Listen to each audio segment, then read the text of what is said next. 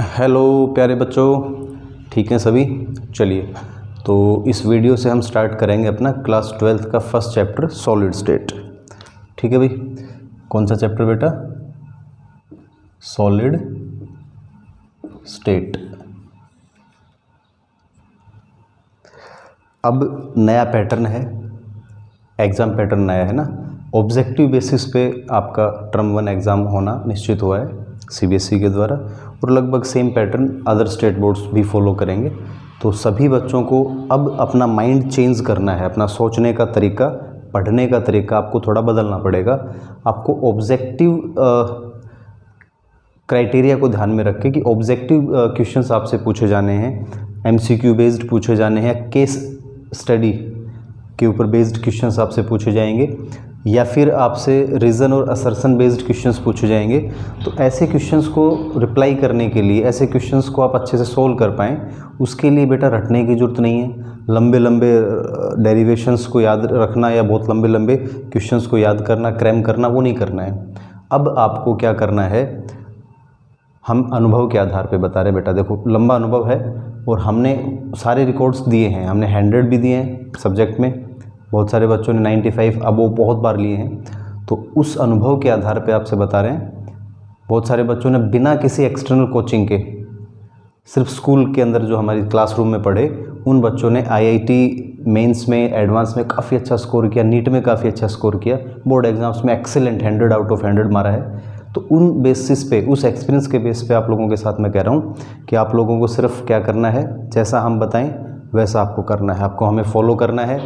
मैंने नाम रखा है बैच का, टारगेट 100 बैच रखा है। ठीक है, हमारा टारगेट ही 100 का है, 100 से नीचे हमें कुछ नहीं चाहिए और ना हम कुछ लेंगे। 100 आउट ऑफ 100 मारेंगे भाई, सारे मार सकते हैं, 100 आउट ऑफ 100 फोड़ सकते हो, लेकिन बस बात वही है, कंसिस्टेंसी।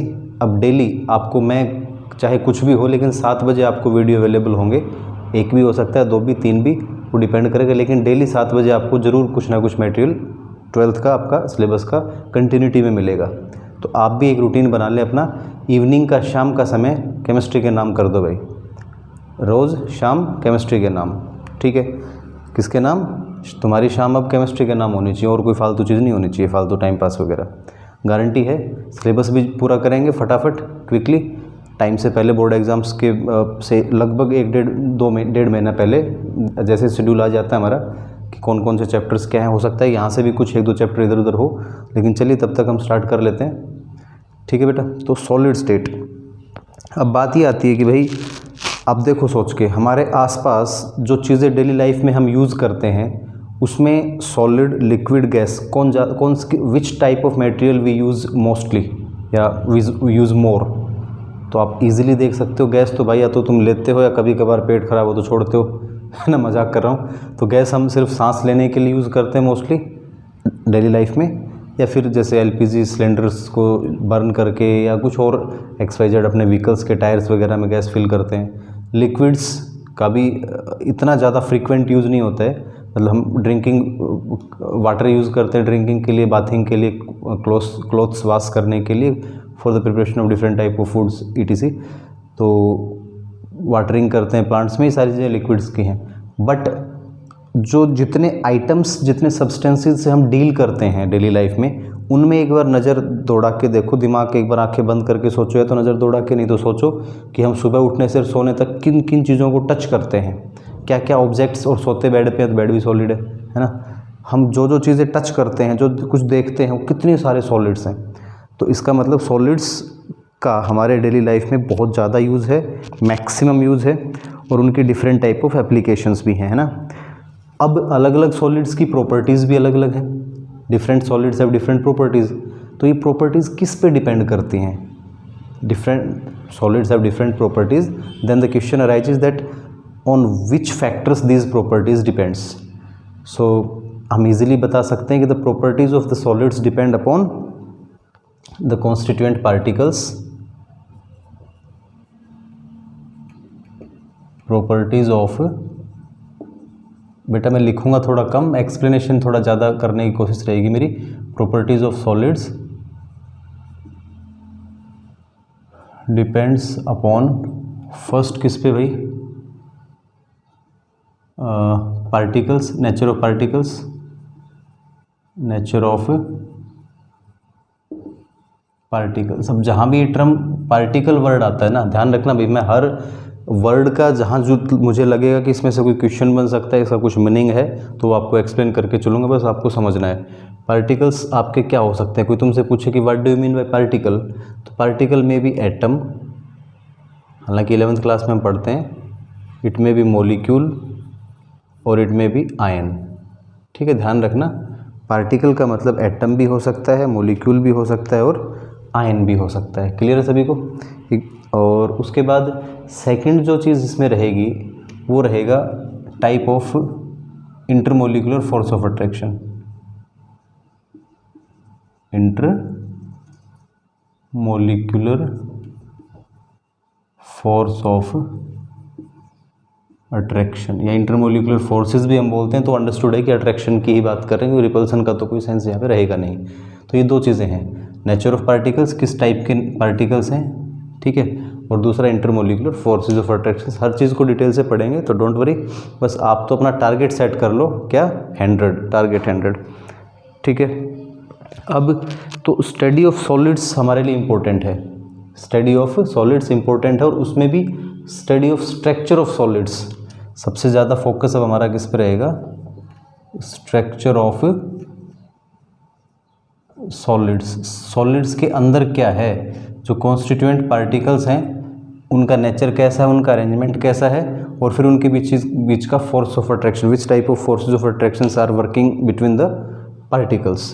तो इन चीज़ों पर अब हमारा फोकस मेन रहने वाला है। ठीक है बेटा, तो ध्यान रखिए।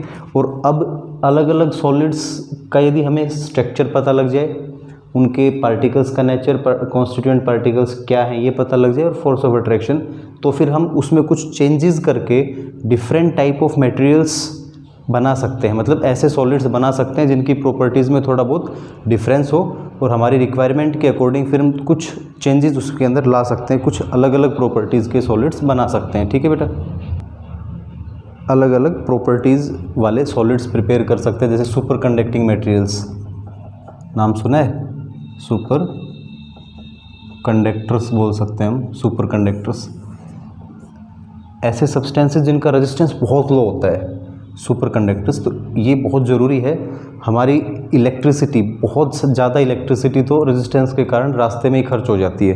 ट्रांसमिशन लाइंस जो होती है ना, पावर हाउस से और हमारे घरों तक या टारगेट पॉइंट तक लाइट जहाँ तक पहुँचती है इलेक्ट्रिसिटी, उसमें वेस्ट हो जाता है।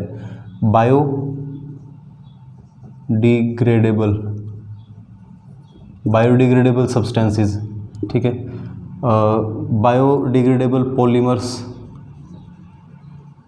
तो बहुत सारी ऐसी चीज़ें जो डेली लाइफ में या जिनका एप्लीकेशन है, लेकिन उनकी प्रॉपर्टीज़ में कुछ कमी है, तो उनकी प्रॉपर्टीज़ को इम्प्रूव कर सकते हैं। But this can be done only when we have the knowledge about the structure of solids, कि स्ट्रक्चर क्या है, कैसे बने हैं, उनके अंदर फोर्सेज ऑफ अट्रैक्शंस किस टाइप के हैं, उनके बारे में यदि हमें इन्फॉर्मेशन है, तो फिर हम उनके स्ट्रक्चर में चेंज करके और क्या बना सकते हैं, different type of solids, different type of materials for the benefit of Mankind. इंसान के फ़ायदे के लिए, मानव जाति के फ़ायदे के लिए हम सॉलिड्स, अलग अलग तरह की प्रॉपर्टीज़ के सॉलिड्स बना सकते हैं।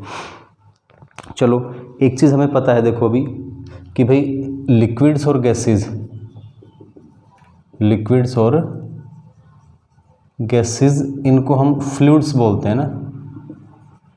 क्यों बोलते हैं? बिकॉज दे पोजेस फ्लूइडिटी,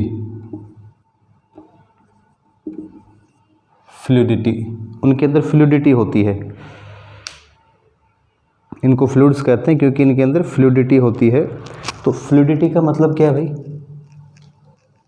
क्या मतलब है और क्या कारण है, दोनों चीज़ें पता होनी चाहिए, मीनिंग भी और उसका रीज़न भी।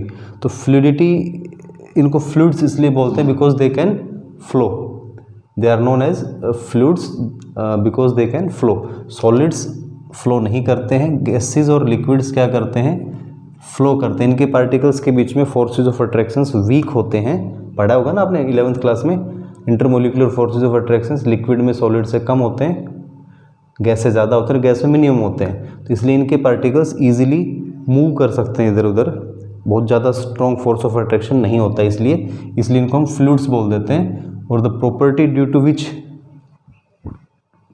The particles can move from one position to other position, या the substances can expand, can flow, substances can flow, substances can flow, बह सकते हैं, बहना, बहने को ही हम क्या बोलते हैं, फ्लूइडिटी बोलते हैं। तो इसका कारण क्लियर हो गया, समझ में आता है। सॉलिड्स में फ्लूइडिटी नहीं होती, सॉलिड्स क्या होते हैं, रिजिड होते हैं। ये क्वेश्चन बन सकता है भाई, वाई सॉलिड्स आर। अभी क्वेश्चंस में एक चीज़ और मैं आपको बता दूं कि हर वीडियो के बाद या हर एक बड़े टॉपिक के बाद, मैं अभी तो बीच बीच में तो बताऊंगा ही आपको, लेकिन एक जैसे ही वीडियो हमारा टॉपिक कंप्लीट होगा उसके क्वेश्चंस के लिए एक अलग से वीडियो बना के मैं आप लोगों को दूंगा। तो यहाँ पे क्वेश्चंस क्या पूछा जाता है कि why solids are rigid. Rigidity क्या होती है, रिजिडिटी, रिजिडिटी का मतलब क्या है, रिजिड्स क्या होते हैं,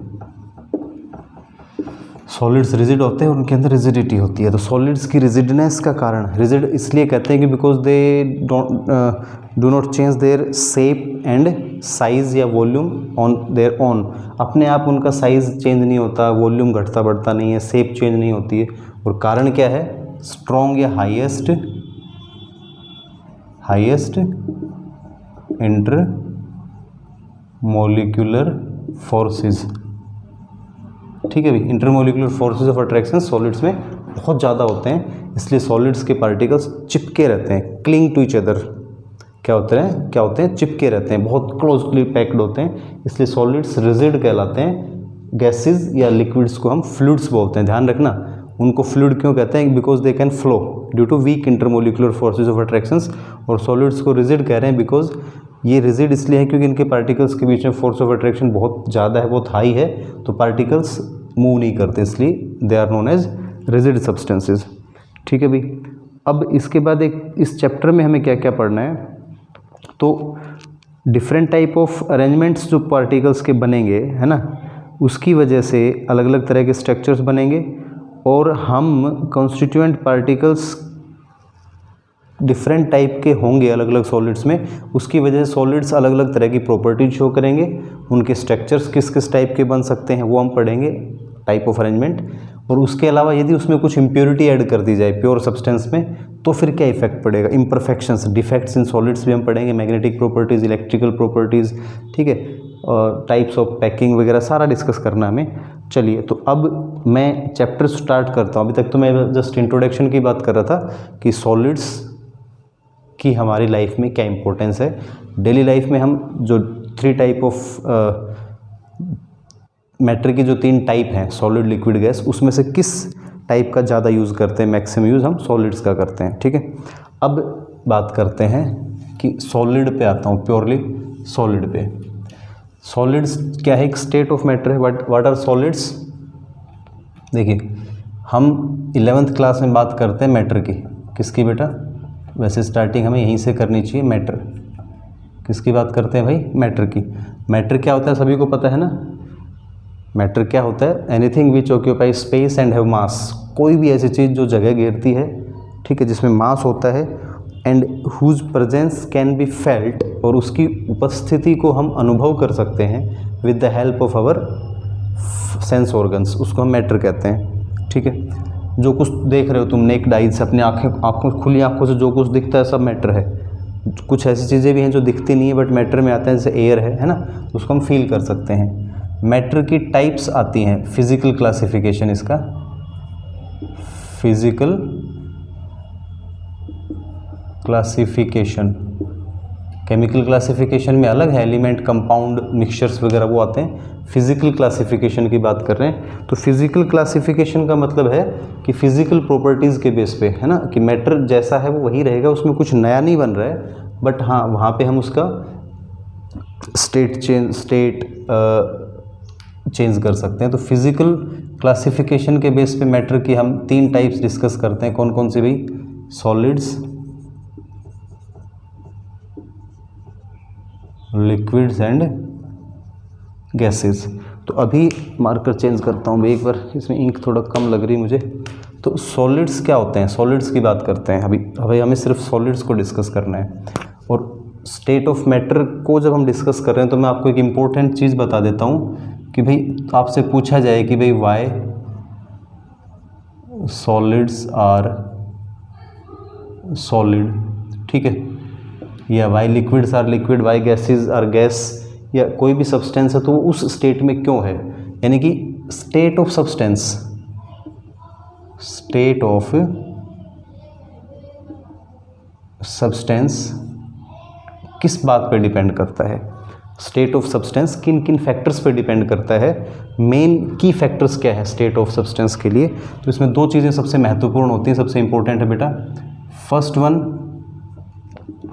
इंटरमोलिक्यूलर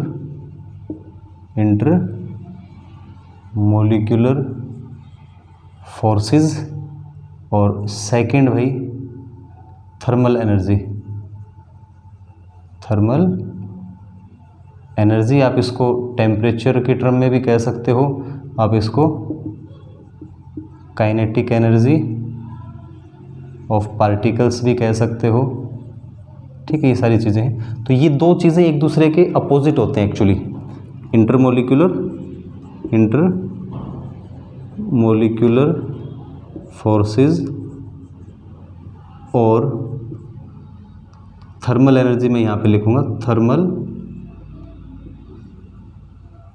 एनर्जी, ये एक दूसरे के अपोजिट हैं, they are opposite to each other, है ना।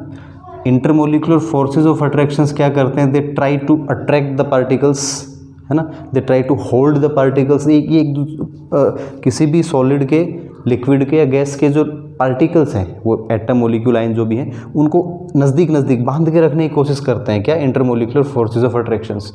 और थर्मल एनर्जी क्या है बेटा, थर्मल एनर्जी भाई, हम जब किसी भी सब्सटेंस को बाहर से हीट करते हैं, टेम्परेचर बढ़ाते हैं ना, उसको हीटिंग करते हैं, तो उसको एनर्जी मिलती है in the form of heat, उसको हम थर्मल एनर्जी कहेंगे। और उसका इफेक्ट क्या होता है, उसका इफेक्ट पार्टिकल्स की काइनेटिक एनर्जी पे पड़ता है।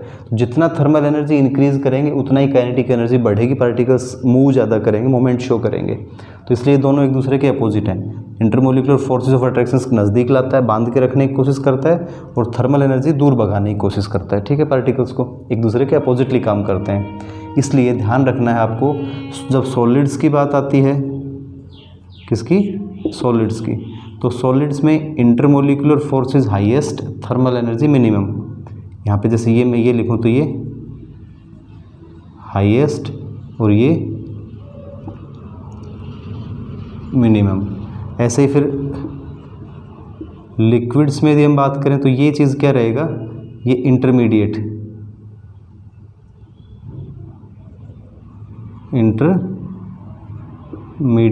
और यहाँ भी इंटरमीडिएट। गैसेस की जब बात करेंगे बेटा, ध्यान से देना, तो ये लोवेस्ट, एक मिनट, हाँ, intermolecular force of attraction lowest और ये हाईएस्ट, समझ रहे हो। इसलिए अब आपको ये चीज़ ध्यान में रखनी है कि स्टेट ऑफ सब्सटेंस, किसी भी सब्सटेंस का स्टेट, सॉलिड, लिक्विड, गैस, वो इन दो फैक्टर्स पे डिपेंड करता है, दो अपोजिंग फैक्टर्स पे, फोर्स ऑफ अट्रैक्शन और थर्मल एनर्जी पे। और इनका ये रहेगा, सॉलिड में फोर्स ऑफ अट्रैक्शन हाईएस्ट होते हैं, ये मिनिमम रहेगा थर्मल एनर्जी। गैसेज में इंटरमोलिकुलर फोर्स ऑफ अट्रैक्शन सबसे कम और काइनेटिक एनर्जी, थर्मल एनर्जी सबसे ज़्यादा। सॉलिड में बीच की वैल्यू रहती है, ठीक है। तो ये सॉलिड्स का एक्सप्लेनेशन हो गया स्टेट के लिए कि सॉलिड क्यों होते हैं। तो आपको यही कहना है कि ये हाईएस्ट होता है सॉलिड्स में और ये लोवेस्ट, इसलिए ये सॉलिड होते हैं, ठीक है। क्लियर हो रहा है, कोई दिक्कत नहीं आनी चाहिए, ठीक है भाई। अब इसके बाद आगे बढ़ें, सॉलिड्स का इंट्रोडक्शन हो गया हमारा कि सॉलिड क्या होते हैं, सॉलिड किसे कहते हैं, ठीक है। अब एक चीज़ और है, सॉलिड्स की जर्नल प्रॉपर्टीज़ बेटा, ठीक है। आपको ध्यान रखना है कि सॉलिड्स की जो जर्नल प्रॉपर्टीज़ हैं, क्या भी जनरल प्रॉपर्टीज़ ऑफ सॉलिड्स सभी को याद होंगी, सभी को जानकारी ज़रूर होगी, सब ने पढ़ा ज़रूर है, बस एक बार याद कर, दोहराने की ज़रूरत है, रटना नहीं है। मैं बार बार कह रहा हूँ कि आपको कुछ भी रटना नहीं है, क्योंकि पैटर्न अब ऑब्जेक्टिव है टर्म 1 का, तो आपको बहुत गहराई से समझना है और फिर क्वेश्चंस की प्रैक्टिस करनी है। क्वेश्चंस की प्रैक्टिस कहाँ से करोगे? एनसीईआरटी तो है ही सबका बाप, उसके बाद एनसीईआरटी एग्जाम्पलर, इसका एक भाई और है एनसीईआरटी का भाई, एनसीईआरटी एग्जाम्पलर, वो बाप है तो वो चाचा है हमारा, है ना, तो उसको हमें कर देना है, ठीक है, उसको नहीं छोड़ना है, उससे बाहर कुछ ज़्यादा कुछ बचेगा नहीं। वैसे उसके बाद फिर बहुत सारे क्वेश्चन से प्रैक्टिस हम करेंगे। अभी हम 1000 सब्सक्राइबर्स का जो लैंडमार्क था वो क्रॉस कर चुके हैं। यूट्यूब क्रिएटर्स की तरफ से मुझे मेल भी आ चुका है कि भैया कॉन्ग्रेचुलेशंस, आपने 1000 सब्सक्राइबर क्रॉस किए, बहुत जल्दी किए। लेकिन अभी लाइव क्लासेस का ऑप्शन इनेबल नहीं हुआ है, तो जैसे ही वो इनेबल हो जाता है फिर मैं आपको ऑब्जेक्टिव क्वेश्चंस की प्रैक्टिस भी लंबे लंबे सेशंस लेके घंटे 1-2 घंटे के सेशंस में मैं करवाऊँगा। तो डोंट वरी, आपको अभी सिर्फ कॉन्सेप्ट को समझना है, उसके बाद आगे बढ़ना है, ठीक है। तो जनरल प्रॉपर्टीज़ ऑफ सॉलिड्स की जब बात करते हैं, बेटा लाइट गई और फ़ैन अब थोड़ा शोर ज़्यादा करेगा, इन्वर्टर से बंद करना पड़ेगा, इसको गर्मी भी लगेगी लेकिन बीच में कोई बात नहीं, आप लोगों के लिए सब कुछ सहन कर रहे हैं, देखते हैं क्या होता है, भगवान क्या देता है। तो जनरल प्रॉपर्टीज़ में भाई they have definite mass volume, they have definite mass volume size shape, है ना, एंड शेप। गर्मी बहुत ज़्यादा है भाई। सेकंड पॉइंट हमारा, हम क्या बता सकते हैं, इंटरमोलिकुलर डिस्टेंसेस या particles are closely pack. Language पे मत जाना, पार्टिकल्स आर क्लोजली पैक्ड। आपको एनसीईआरटी में लैंग्वेज थोड़ा सा टफ मिलेगी लेकिन इतना भी नहीं, आप 12th क्लास के बच्चे समझ सकते हैं, और फिर हम एक्सप्लेन कर रहे हैं तो कोई दिक्कत नहीं आएगी। सेकंड पॉइंट आपको मिलेगा एनसीईआरटी में, इंटरमोलिकुलर डिस्टेंसेस आर सॉल्ट। तो बात वही है कि पार्टिकल्स क्लोजली पैक हैं, उनके पार्टिकल्स के बीच का जो दूरी है वो बहुत कम है। तीसरा point, intermolecular forces are strong. ठीक है भाई, एनसीईआरटी को फॉलो करेंगे। पहली बार मैं भी, इससे पहले हम कोई बुक पर्टिकुलर एक बुक को मैं प्रीफर नहीं करता था, हम कंबाइन मिक्सचर रूप में चलते थे। बहुत सारी किताबें पढ़ रखी हैं, अब तक इतना लंबा एक्सपीरियंस हो चुका है, 12-13 साल से लगातार केमिस्ट्री पढ़ा रहे हैं, तो किसी एक बुक से चिपक के नहीं रहते थे। लेकिन अब, और मैं गारंटी से कह रहा हूँ कि जो हम करवा देंगे बेटा उससे बाहर नहीं आना है। तो इस बार मैं सिर्फ एनसीईआरटी को लाइन टू लाइन फॉलो करूँगा, आपको भी उसी को करना है, तो कोई दिक्कत नहीं है। किसी प्रकार की कोई हेजिटेशन मन में मत रखना, किसी के मन में कोई हेजिटेशन हो तो मुझे बता दें खुल के कि सर ये हो गया। तो नेक्स्ट फोर्थ पॉइंट हम बता सकते हैं कि भाई वहाँ पे जो कॉन्स्टिट्यूएंट पार्टिकल्स है ना, हैव फिक्स्ड पोजीशन।